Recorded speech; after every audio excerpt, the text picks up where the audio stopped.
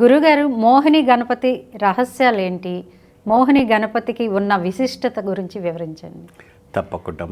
వాస్తవానికి గణపతిలో చాలా గణపతులు ఉంటాయి. ఆలయ మర్మ రహస్యాల్లో ఒక విశిష్టమైనటువంటి రహస్యం ఏంటి అంటే మోహిని గణపతి.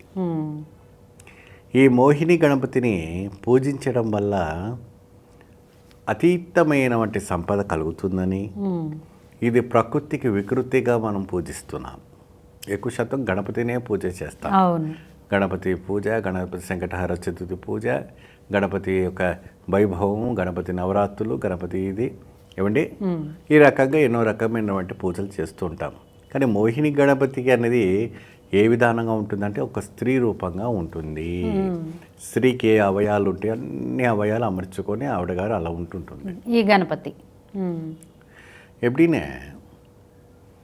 ఎప్పుడైనా కూడా రెండు రూపాల్లో ప్రతిదినం ఉంటుంది. ఇప్పుడు చూడండి, లక్ష్మీ నరసింహస్వామి ఒక నరసింహస్వామి రూపంగా ఉంటారు. ప్రతింగిరాదేవి కూడాను నరసింహస్వరూపిగానే కనపడుతుంది. మహా ఉగ్రస్వరూపిణి, మేల్ అండ్ ఫీమేల్.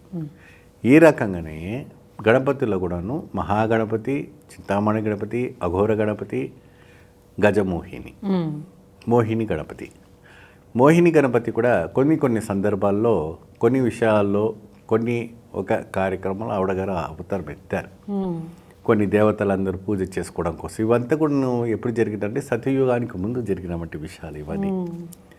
ఏమ్మా, ఎప్పుడైతే కూడా భూమిలో దేవతలు దిగలేదు, దేవతలు ఎప్పుడు దిగారు? త్రేత, ద్వాపర, కలియుగంలో దిగుతున్నారు. దిగక ముందు దేవతలు నడమాడుతున్న సమయంలో ఈ దేవతలందరూ కూడా చేసుకున్నవంటి పూజలు. కానీ ఈ పూజలు ఇప్పుడు ఈ కలియుగంలో అవసరం పడుతున్నాయి కాబట్టి మనకి చెప్పడం జరుగుతుంది ఇక్కడ. ఎప్పుడైనా గజమోహిని వ్రతం ప్రత్యేకంగా మీరు గూగుల్లో కొడితే అమ్మవారు వస్తుంది. ఇంద ఆలయం ఎంగే இருக்குது అప్పుడినే మీరు మధురైలోకి వెళ్తే మీకు 1000 స్తంభాలు కనబడుతుంటాయి అక్కడ. ఆ 1000 స్తంభాల్లో ఒక స్తంభంలో ప్రత్యేకంగా ఆ గజమోహిని అమ్మవారు కనపడుతూ ఉంటుంది. అక్కడ తమిళ భాష, కన్నడ భాష, తెలుగు భాష, మరాఠీ భాష, హిందీ భాషలో బోర్డు ఒకటి రాసి ఉంటుంది, గజమోహిని స్తంభం. విశేషంగా ఆ రోజుల్లో అంటే శిల్పులు కూడా ఎంత కళాకారులు చూడండి, చిత్రకారులు. అంటే ఈ మధ్య కాలంలో మనము మెమరీ చిప్లో పెట్టుకుంటున్నాము, ఒక ఆల్బమ్లో పెట్టుకుంటున్నాము, ఒక ఇంటర్నెట్లో సేవ్ చేసి పెట్టుకుంటున్నాం. కానీ అప్పుడు ఆ సేవింగ్స్ ఎలా పెట్టేవాళ్ళు? గుడిలో ప్రతి అణువున సృష్టికి జరిగే ప్రతిదినం ఏ అవతారానికి సంబంధించినవన్నీ కూడాను చెక్కేవాళ్ళు. అప్పుడు ఆ రోజుల్లో ఎవరైనా గుడికి వెళ్తే 2 రోజులు 3 రోజులు నిద్ర చేసేవాళ్ళు గుళ్ళో. ఎందుకంటే ఒక్కో రోజుకి సరిపోయేది కాదు. ఇప్పుడు శ్రీరంగానికి వెళ్ళారనుకోండి, గుడిలోనే ఊరు ఉంటుంది. ఊర్లో గుడి ఉండదు.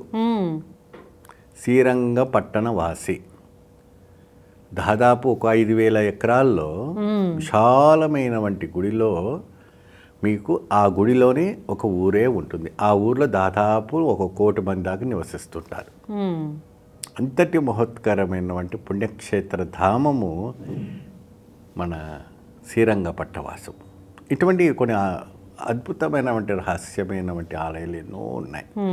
అలాంటి రహస్యములో వచ్చినటువంటి విశేషమైనటువంటి మర్మం ఏంటి అంటే గజమోహిని. ఈ అమ్మవారిని పూజించడం ఎలాగా?